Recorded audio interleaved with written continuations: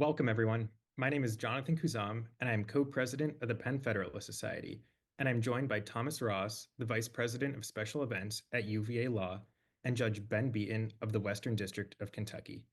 Welcome to another installment of SOC Sidebar. This series, a collaboration between the Student Division and rotating student chapters, features a judge being interviewed by student chapter members about the judge's passion, hobby, or interest, and how it relates to the law. Today, our seventh SOC sidebar features Judge Ben Beaton, who will discuss March Madness. As I mentioned earlier, Judge Beaton serves on the District Court for the Western District of Kentucky. Prior to joining the bench, he was a partner at Squire Patton Boggs, where he co-chaired the firm's appellate and Supreme Court practice group. Judge Beaton also served as an adjunct professor at the University of Louisville Brandeis School of Law, where he taught constitutional interpretation. Before joining Squire Patton Boggs, Judge Beaton practiced in the Washington, D.C. office of Sidley Austin and also served as a legal fellow with the International Justice Mission in Kampala, Uganda. Judge Beaton earned his bachelor's degree from Centre College, where he was a sports editor, and his JD from Columbia Law School, where he served as an articles editor on the Columbia Law Review. After graduation, he served as a law clerk to Judge A. Raymond Randolph of the United States Court of Appeals for the D.C. Circuit and Justice Ruth Bader Ginsburg of the United States Supreme Court.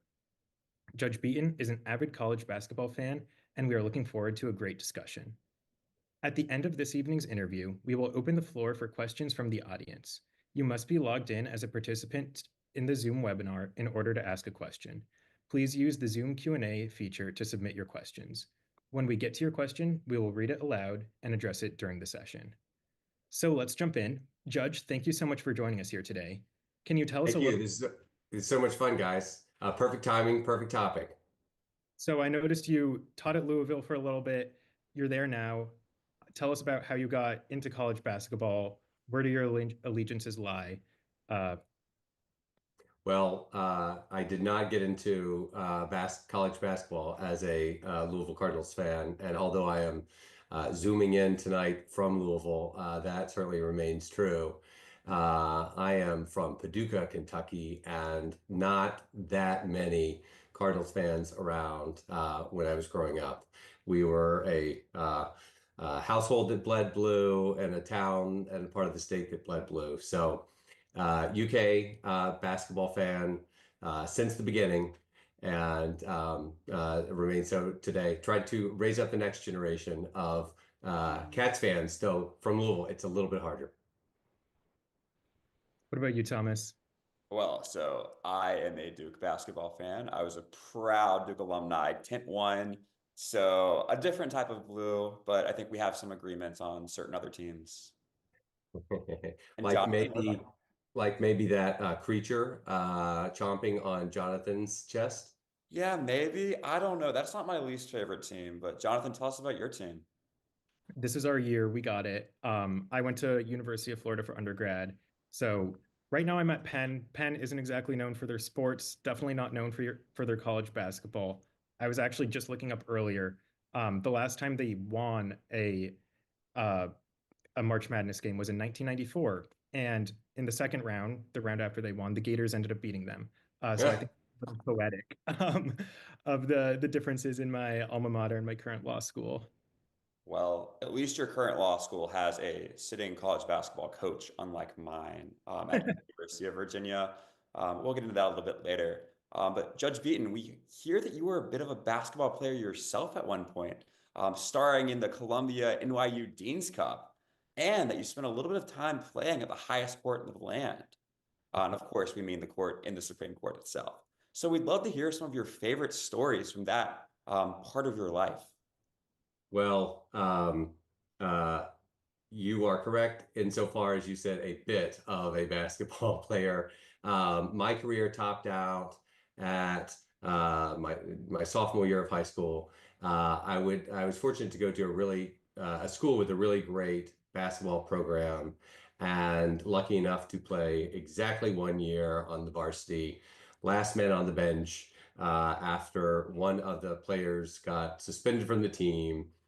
Shortly following an expose in the school newspaper about how low our team GPA was. And so let's look to the pre-med track of students and boost the team GPA a little bit. So I got to play one humbling but awesome year on the end of the bench. I was, I don't know if you all know the expression trillionaire for the guy who gets in exactly 1 minute and has zeros across the rest of the stat sheet. Human victory cigar, another name for it. That was my humbling role for 1 year, my last year of actual competitive high school basketball. The Dean's Cup is a really was a really great opportunity in law school, though I have to say I was again as golfers would say, quote, captain's pick by some of my buddies who are actually players. They let me ride the pine for this big charity game that fills up the NYU or Columbia gyms. It was honestly like maybe including finals, the most intense 2 hours of my law school career. We came in extremely overconfident and not well drilled, and got aced by a much better prepared NYU team that year. All fun, all for charity, but there's a lesson for you future litigators and deal makers there about preparation over showmanship, shall we say. Well, I mean, I guess that's what happens in law school sometimes. You just have to learn how to prepare. But yeah, we are curious to learn a little bit more about your time playing at the highest court and the Supreme Court. I've heard that you used to like rain threes over Judge Kavanaugh. Is that true? It is true, according to one extremely brave intern who, on a dare during a visit at the Supreme Court, raised his hand and asked, was it true that I rained jumpers over him? And I had started a DC Circuit clerk game over at Georgetown, and I was able to lever that into a pickup game at, as you say, the highest court of the land above the Supreme Court down the street. So we had a DC Circuit versus Supreme Court clerk game the year after I graduated. And that continued on at least for a few years. I don't know how long. At that time, then Judge Kavanaugh would play.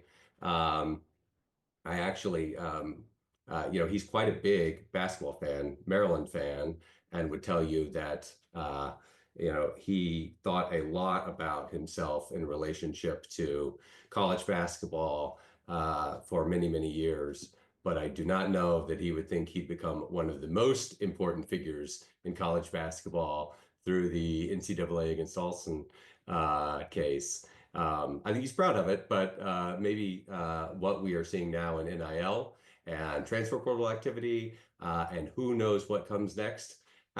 I wonder if that's the play for the beauty of college basketball, right? You play for the name on the front of the shirt, not the back of the jersey. We always used to kind of look down our nose at NBA fans because it was so transactional, no continuity, no tradition. And legally, I think we're in a sound place, at least before there's some sort of collective bargaining settlement. No one felt great about how things looked beforehand, but certainly there's been something lost.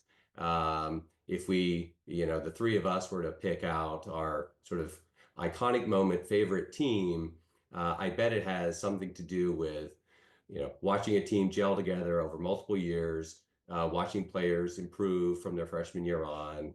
Obviously, as a Kentucky one and done fan for several years, I can't get on my high horse.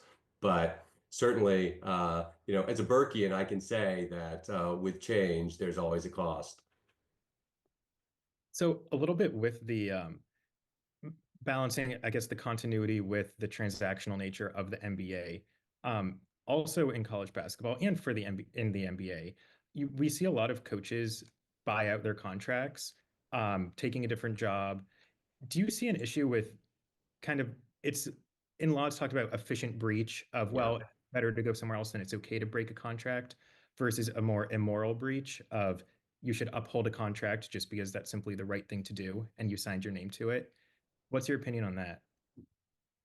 I am generally a pretty free market guy, but I got to say, I think the efficient breach analogy like works really well. And now, whether it's actually a breach or not, or just, like a spot market for talent, both coaches and players, um, there certainly is a lot of um, there are many transactional decisions being made for short-term perceived gains, and I just am not sure that over the long run, college basketball retains that magic. I wonder if the better analogy is something more like a profession like you all are training for, like we all entered, in which yes, you are financially motivated, but also there are obligations as an officer of the court, uh, your ethical responsibilities to your client, to the bar, to deal fairly with others across the side of the courtroom or the bargaining table. Um, I just wonder if there's not some way to preserve some of that relational capital as between the schools, and not just the coaches, which has been transactional for a long time. And yet, if we all think about the glory years of our teams, right, it was when coaches decided to stick around instead of going to the Lakers, to the NBA, for a while, to from Gainesville to Lexington to come coach Kentucky instead of Florida. So that's where I guess the classical conservative sensibilities come in. I don't know. What do you all think? Is this am I being an old fuddy-duddy, yearning for days of old when, the game's just changed? Honestly, I guess I'm the same way. I mean, as much as I love Duke, I'm currently in Charlottesville, and we just lost our incredible coach, Tony Bennett, because of the change to NIL. So I completely agree. I miss the days when we'd have a Grayson Allen who'd be around for 4 years and would terrorize the entire NCAA. So I'm on that side with you. As tempting as it is to take the free market libertarian contrarian view, I also agree with the two of you. There's something special about like sticking with the team, uh, powering through it, and even when you have like the rougher years, it's still um, the transactional nature. The whole point of the game is to, again, like you were saying, build up a team, have fun, and when there's too much transaction in it, I do think it steals kind of the point. Yeah. The Tony Bennett news, Thomas, was really disheartening because, I mean, obviously Virginia was doing college hoops a different way, and it seemed virtuous and team oriented and about the sort of the grit. And, I now spend most of my basketball time coaching fourth and fifth graders at the little parish school down the way with my son. And I know those guys. They learn more when they have a rough practice and bounce back, or when you lose a heartbreaking tournament game thanks to awful refereeing, like happened a couple of weeks ago at Our Lady of Lourdes. But let's not talk about that.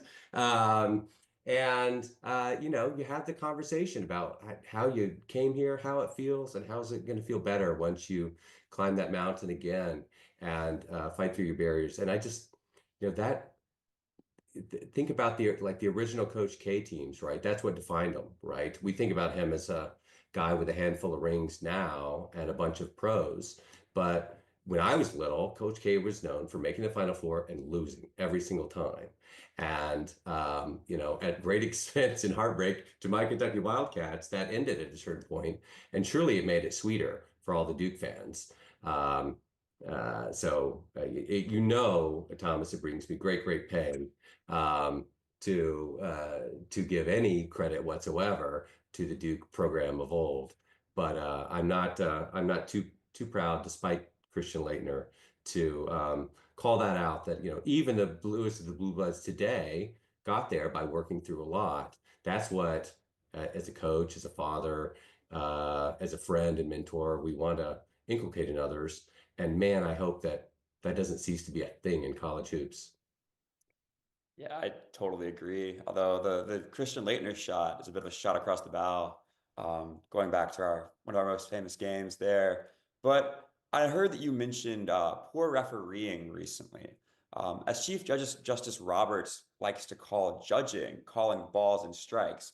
So what is your take on the judge-referee metaphor that Justice Roberts says? And are there sometimes some bad referees and judges in your mind?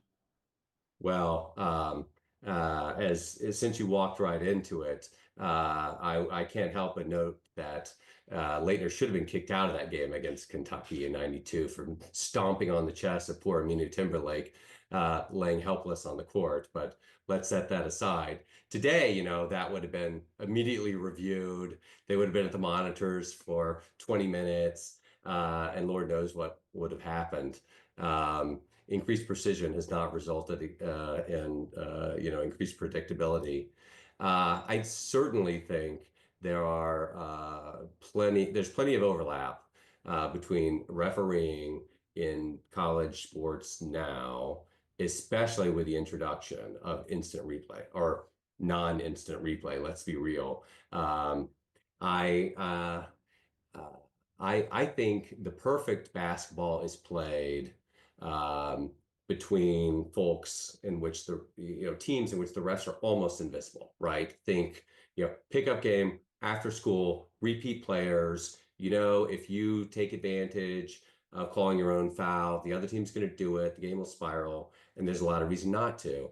That reminds me a lot, going to my day job, of when professional lawyers are treating each other with respect. They're acting as professionals, not as pure economic actors, and litigation can just flow.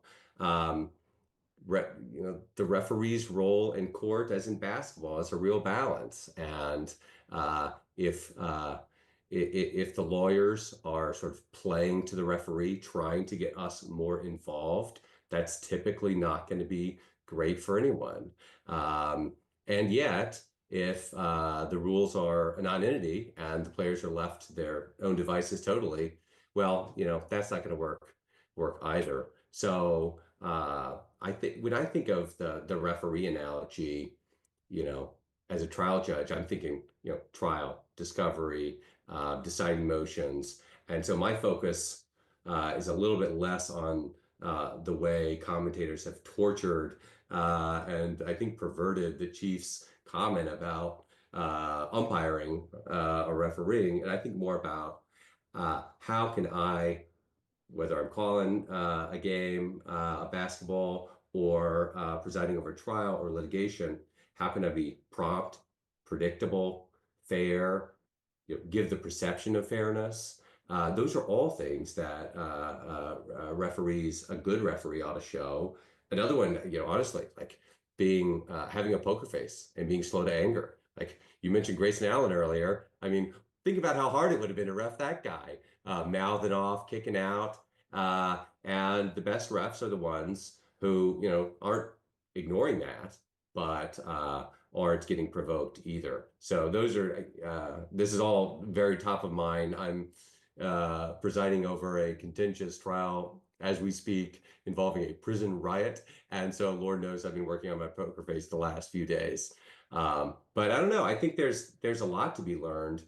And perhaps the analogy honestly works a little better in the trial court than it does at the Supreme Court.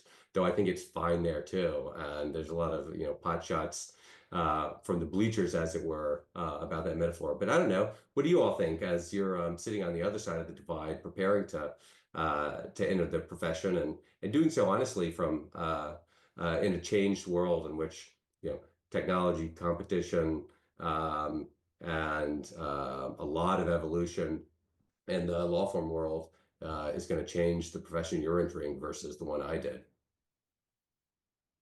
I think there's a lot of merit there. I would compare it, going back to what we were talking about earlier, to more so the MBA of, as a lawyer, one day you're representing this client, the next day you're representing a different client.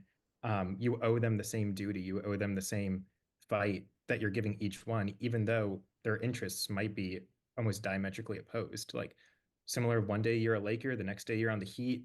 That's just, you're playing the same game and you're giving it all the effort you can. I think, similar to what you were saying, you owe the judge a duty to be candid, and not to, like you were saying, play it up for the judge, as in, or play it up for the ref of, flopping or something like that. But no, I do think the analogy holds water. Yeah, I completely concur, although this is giving me a lot of flashbacks to my earlier MPRE studying, so I don't know. Well, I think it extends down too. Not to get too meta on this, but even if you're like, for anyone who's plays pickup ball, and I started again a few years back. I stopped when we had our third child. I started up in an old dad's league on Sunday nights. I know it's going to end badly, and I know the end will involve my knee or my Achilles. But that basketball is great, such good stress release, such a good competitive outlet. I'm willing to take that very, very high risk. But there's integrity to playing pickup, right? And you want to hold the court. But if you lose and you're shooting your way on to the next five, the guy you were guarding may be your teammate the next minute. That's very true in the law. Our reputations, the way we treat people, the integrity of us calling a foul, right? That all matters. People remember it. And so, that sort of transactional mindset that we started off with, I think that's another way in which it can be quite deleterious. Um, yeah, you never know who you're going to come across on the basketball court or in the law, right? I'm putting this really to the test this year. I have a law clerk who is also a dad and like not really old, but old enough to join our game. And I think we do a pretty darn good job of leaving our titles and roles on the sideline. But Lord knows you're sensitive to how you treat others treat you, and how others see you on the basketball court. There's no hiding. You don't want to be the next TV Teddy, except the judge version. Yes, I cannot talk about the infamous Rooferees case involving Kentucky and I believe North Carolina in the NCAA tournament and a particular college sports radio uh, show here and the Sixth Circuit. I have a case on appeal that implicates that particular decision right now. If anyone wants to look up the Rooferees case. So yes, I don't think that's where anyone on this particular webinar wants to end up in the F3rd. So you mentioned again to kind of tease out farther the judge ref metaphor. You review cases, refs review cases also. Are there any, if we could elevate you for a minute into the appellate seat, what NCAA call would you like to review? And we'll say, Um, I'm going to totally fight the hypothetical, Jonathan. I'm gonna stick in trial mode. I just when you say review and calls right now, I think it points up everything that's going wrong with officiating because into these games, especially the SEC games this year, they're so physical, and you could call a foul on any play, and without real limits. I mean, I think college football has offered a better model. I think, pro soccer probably has offered the worst model, maybe tennis the best because it's so simple and objective. But the cost of watching, not to get all, econometric again, Jonathan, but or law and econ, but the cost of watching a basketball game to the end has exceeded that many busy father, mother, law clerk, lawyer, judge can afford to pay, unless perhaps it's like your team, right? I would be much more likely to watch a great, Duke Carolina game or, Florida. Florida doesn't have any rivals. Florida Kentucky game. That would be a no-brainer.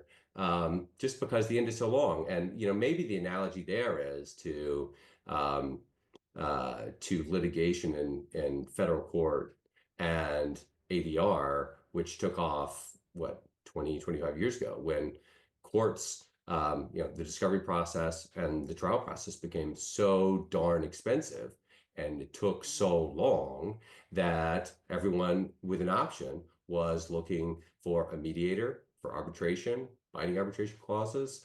I think, unfortunately, human nature has taken over and made mediators and arbitrators act more like judges and slow things down. I do think there's been a corresponding efficiency gain, I hope, in federal court. But the pursuit of perfection and officiating, like the pursuit of perfection in anything else, comes at a cost. And I fear it's been a great cost in college basketball. So my non-answer, Jonathan, is my review is no review, other than the Aminu Timberlake Christian Laettner stomp. That one, you didn't even need video assisted review there. Wow. Duke's catching a lot of strays tonight. But now I'm about to give Kentucky a bit of a stray. I have a question from the audience from Jake McDonald. How would you respond to the potentially hot take that Kentucky was able to dominate the SEC for the last few decades only because the other schools were focused exclusively on football? And now that the other schools are starting to have enough money to focus on other sports like basketball, how does that change Kentucky's sort of special status as a blue blood? Jake, he may have insured a bad case draw at the beginning of his clerkship coming up. I'm reminded of another hot take, which is that some of my friends in South Bend and Ann Arbor have commented that the SEC's dominance in football, Bama, really lapsed once everyone else was allowed to pay players. So I think this observation may cut in different directions. I would fight the premise that the SEC schools weren't trying in basketball, and I think we have about 80 years of evidence showing that they were trying and failing for the most part and losing to UK. So one data point does not make a trend, and I'm not at all prepared to cede Kentucky's superiority in the SEC basketball ranks. As being from an SEC school that has consistently tried and failed in basketball, I fully endorse that. And about football, the less said, the better. Yeah, football, it's a rebuilding year. Yeah. The one thing we haven't talked about that I'm curious, or at least not directly, is sort of what happens in college basketball around the court. We talked a lot about officiating, a lot about the roster and the coaches, but for any of us who've spent time, maybe not as much time as Thomas camping out, but time in and around arenas, the atmosphere is amazing. At least when done right. I have another law clerk who went with her fiance to the UK Louisville rivalry game at Rupp Arena this year, and they said, like, hands down, top 3 sporting event ever. And I'm curious for you two, what makes the experience special off the court or around the court, and what is your all-time favorite college basketball event memory? Presumably it's one you attended, but you can take it as you'd like. Well, I'll start. Unfortunately, I didn't attend a lot of great games at Duke. I was there for Coach K's final loss in Cameron and the front row, and was there when Duke lost to Stephen F. Austin, the first non-major program they'll lose to beat the Blue Devils in Cameron in decades. So those are not my favorite memories, but my favorite was watching the Duke Carolina game my freshman year of college in 2020, the first game where we were at Carolina and won in double overtime after barely being behind. After we had Trey Jones miss a free throw on purpose, and then someone get the rebound and throw the game-winning shot in like a dagger straight into Carolina's heart. That's tough to beat. Jonathan? My time in Gainesville was definitely a lot of fun. I lived like 2 blocks away from the basketball court. So honestly, in order just to get back to my dorm room from campus, I had to physically walk past the O'Connell Center. So especially freshman year, I can't even count how many games I went to. But the most like we weren't that great, not gonna lie. But the most fun part was I would just walk home with my friends. We would go to the game, stay up, stay out, and then go back home and go to school the next day. Growing or not growing up, but being in the college town and just kind of surrounded by it, I think was the best part. We had better years in the past. Hopefully, we will have a better year right now. But just being in college, being able to go to the games every single week, that was definitely the best part. Right, right.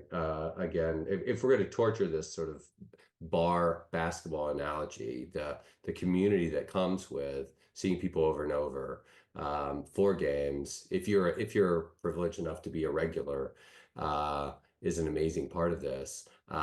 Because you walk out of the gym shaking your head sometimes, and others you're on cloud nine. I got to tell you though, Jonathan, I spoke a lot about integrity earlier. You may think I forfeited mine setting you up with this question, but my all-time favorite Kentucky basketball experience was my senior year of college when we snuck into Rupp Arena up in the rafters when the student section, I don't know what the statute of limitations is. I wasn't necessarily a student at the time, but for a late night tip against new number one University of Florida, who came into Rupp as number one for about 5 minutes. It was an admittedly punchable Florida roster, I'll say, if you want to look up the folks on the 2002-2003 roster.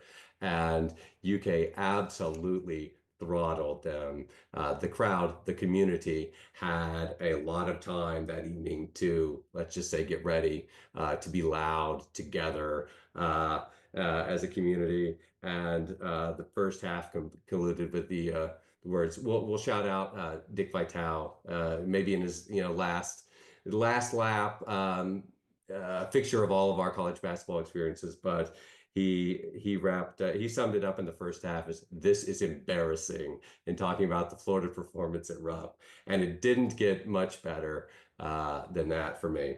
So, but hey, your odds are better than ours this year.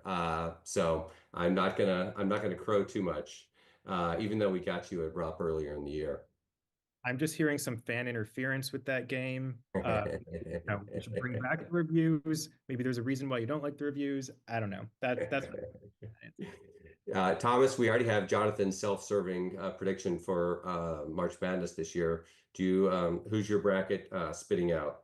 I mean, there's only one answer. It's Cooper Flag and the Duke Blue Devils winning their first tournament since 2015. Cooper Flag asterisk injury report, perhaps? He will be back. I was actually at the game that he got injured at, and it looked pretty bad, but he returned. So, well, Justice Warren of the Georgia Supreme Court had just the most pushy comment earlier today, reaching out for me to plug a Duke win and the NCAA's. I'm so glad that another Duke alum has taken that burden from my shoulders. I have a loyalty to a fault, I suppose, and my bracket typically ends up rationally or not with Kentucky on the final line. I think I've learned my lesson the last few years, especially now that I have greater accountability partners, shall we say, and my law clerks and interns and ex-clerks and our annual bracket challenge. So I'm not exactly playing with house money there. Can't win the booby prize with the worst bracket. I think the arbitrage pick this year, although I'm loath to say it because some of those clerks may be here waiting to scoop my pick and pick around it. I think Houston is probably great value right now. They're scrappy, they're underappreciated. Something that those of us in this part of the country can certainly appreciate, and SEC country as well. I got to say, I worry a bit about the Johnnies and my old hero, Rick Pitino, whose poster was on my childhood wall. Something strange is going on up there in the boroughs, and I will not feel great until they're dead and buried this year. I was listening to a podcast today that was thinking they could be a round of 32 exit, but sounds like you don't share that view. I'm worried. I'll just say, no one should underestimate Ricky P. Um, which segues nicely into one of the topics I had asked you all to prep for. This webinar is about law and basketball, and for all our talk about integrity and community and fairness earlier, the sport has not always been covered in glory. And so I was curious to hear what fans of a different generation, what scandal or law-related moment comes to mind when you all think of college basketball and your future profession? I'm gonna have to go with the Bruce Pearl barbecue scandal. Only because it is so ridiculous. I think you need to spell that out, Jonathan. Just give the people a thumbnail sketch. So essentially, Tennessee's coach hosted a barbecue at his house, and invited some players there, and the players weren't allowed to be there because of, all the normal NCAA rules. And someone took a picture of, I think it was Aaron Kraft at the barbecue, and Pearl basically denied, no one was there, no one was at the barbecue never happened. He told, the players to lie, he told their families to lie, and all while like this picture existed.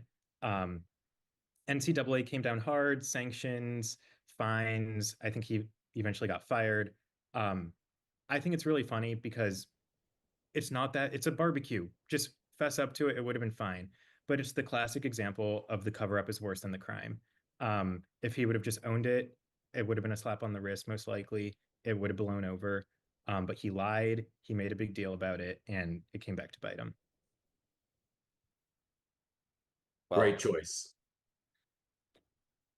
as much as I love barbecue, I have one that's probably pretty obvious for a Duke fan. We have some rivals right down the street who somehow made it into the NCAA tournament this year, whose athletes may not have been taking a lot of real classes. The student part of it may not be super real. I know it was theoretically mostly their football team, but I'm sure the basketball team had some role to play in it as well. So I'd have to go with the UNC Chapel Hill fake class scandal. Because I don't want to see like degrees at our objectively great state university devalued because of some bad actors. Are you suggesting this might go all the way back to Michael Jordan and his geography major at Chapel Hill? That long? Maybe, I don't know. I've heard some things about Duke basketball players, so I'm sure it's just as bad, if not worse, at Carolina. Oh man. I've got speaking of going way back in your resentment for the Tar Heels, um, I can only ever think of my dad, the person who brought me first college basketball love, or in his case, sometimes resentment. Yes, he's a huge Cats fan, but boy, is he an example of negative partisanship in college sports. And ever since Dean Smith in the 70s apparently cussed out some Kentucky player in the NCAA tournament, his second favorite team has been whoever's playing the Tar Heels. So, Thomas, we had this common bond that goes back generations, I guess. Oh, I love to hear that personally. I know the Tar Heels have had their fair share of unfortunately good wins and will hopefully suffer a defeat very soon in the NCAA tournament. So now it's time for us to go to audience questions. And one of my favorites is what is your favorite alternative strategy for picking your bracket? Like made a mascot bracket 2 years ago that had the San Diego State Aztecs going super far, and it was my best bracket. So wondering if you have any similar ones. And this is from Olivia Parsons, by the way. Thank you for Oh gosh. I tend to play it pretty straight. I'm competitive in that way. I guess my alternative strategy, though this is kind of, if not a dodge, a different answer to your question, perhaps. In certain years, I am known to have my UK win it all bracket and then my real bracket. And those two do not look a lot alike a lot of the time. So I don't know if that violates our previous, songs of integrity and loyalty. No What mascot. about you? Jonathan, do you have a strategy? Honestly, I play it straight like you. I like the coin flip too. I was half econ major in college, so maybe that's just like the statistics side. But the coin flip honestly sometimes does a lot better than my own.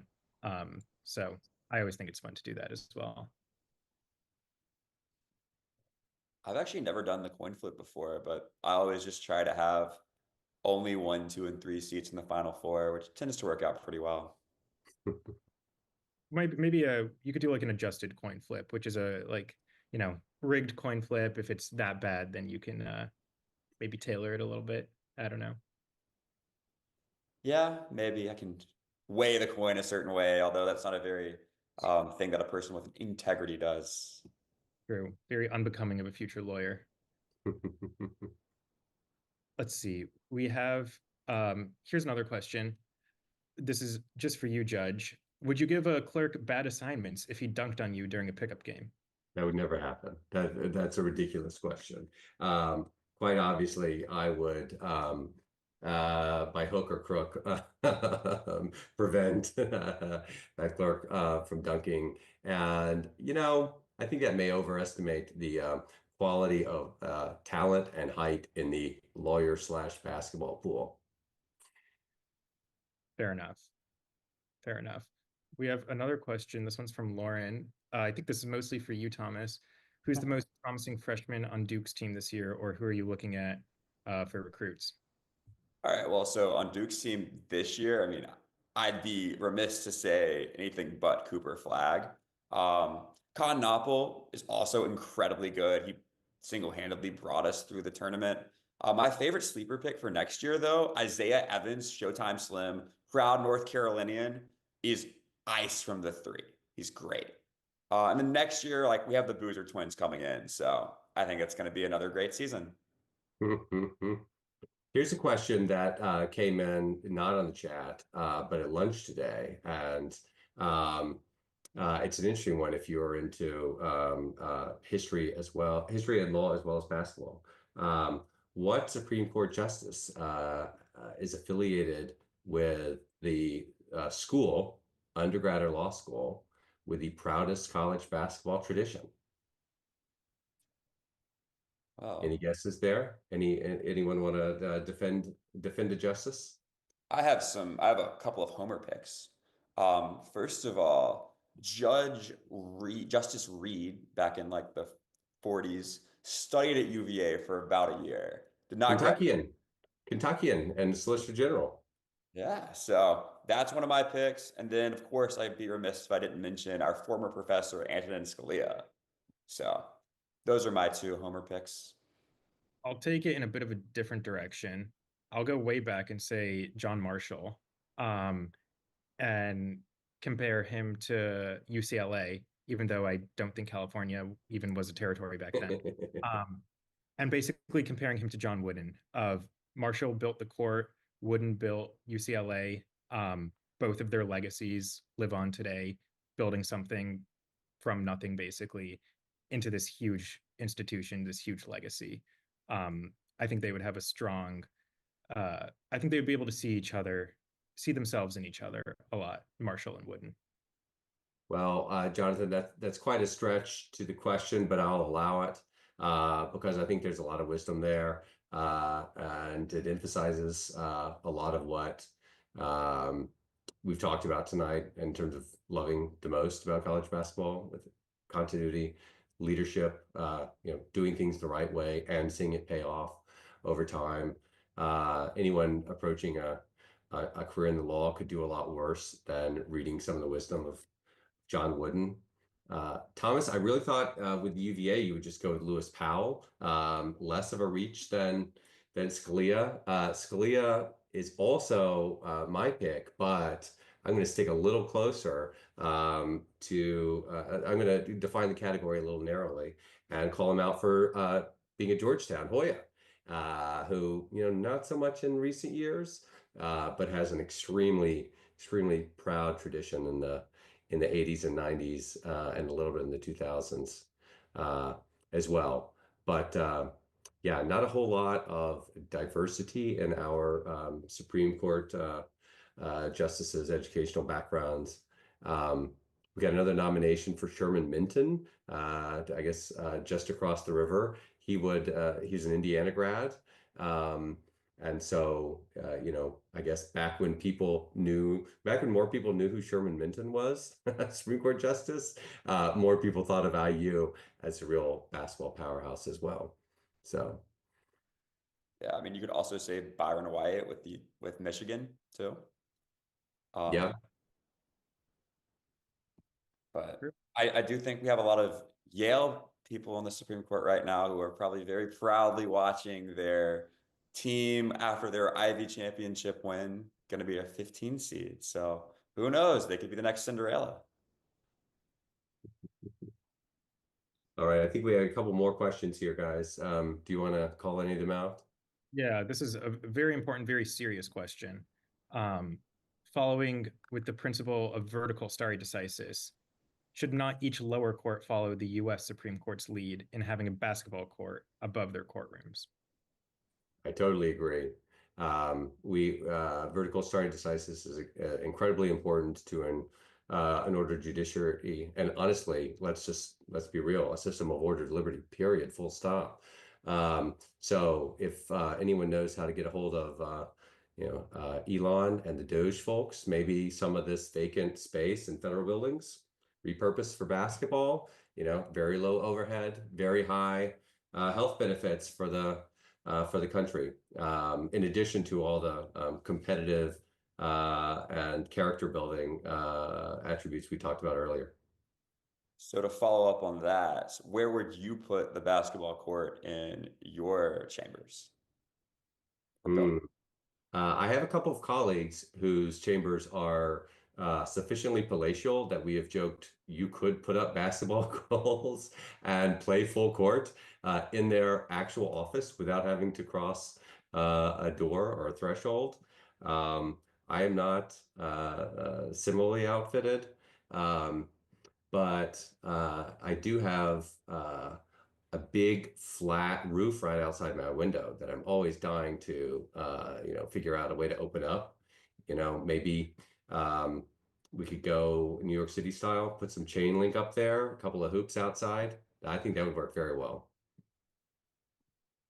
I love it. And we'll go one more question to loop us back to the legal metaphors.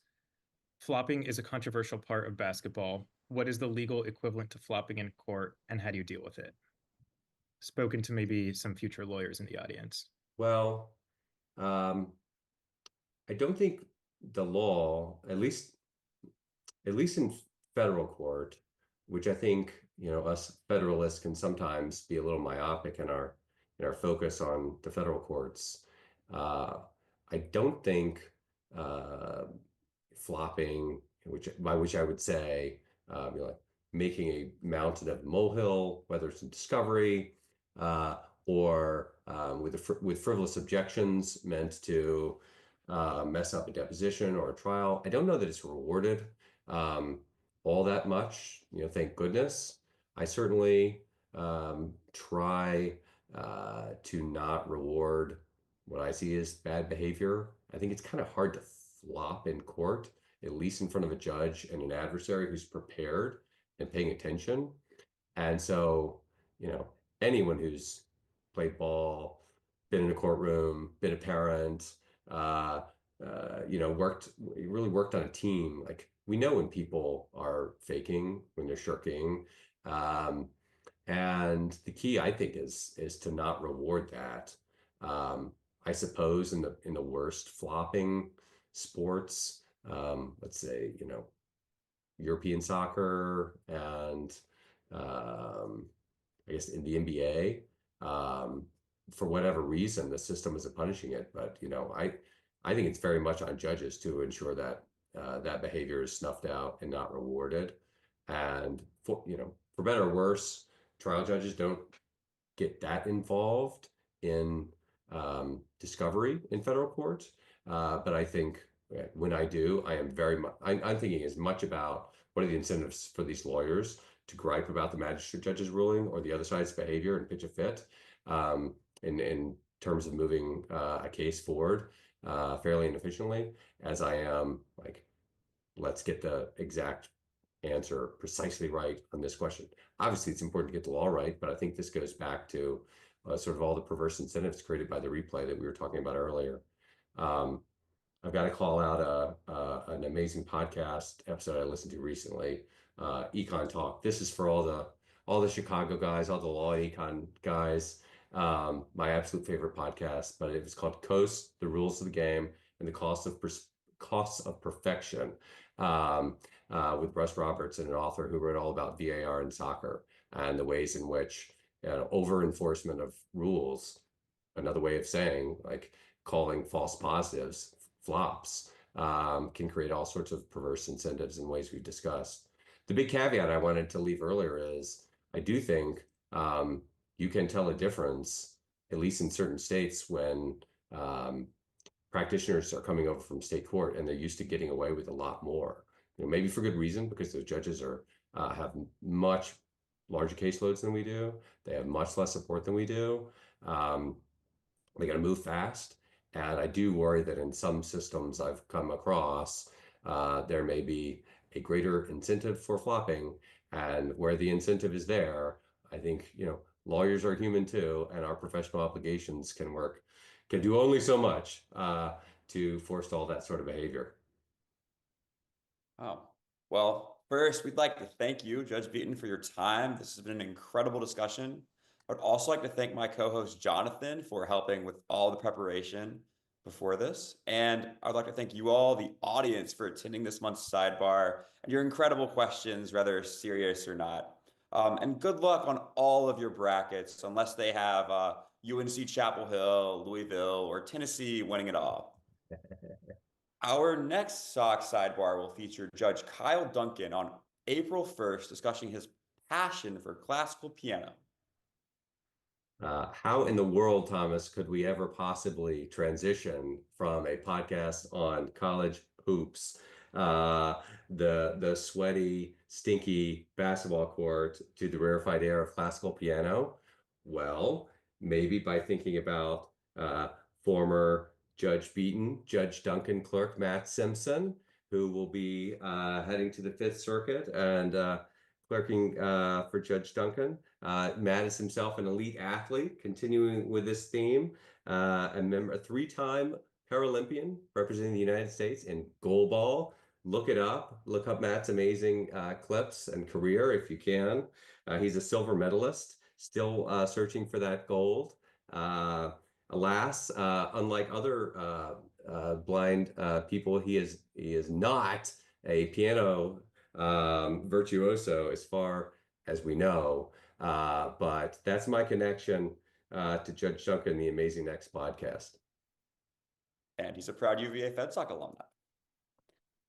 Very true, very true. You guys have done a great job. Thanks for everyone who joined tonight. This has been so much fun. And, worst of luck to Duke and Florida later this week. Wow. Thank you.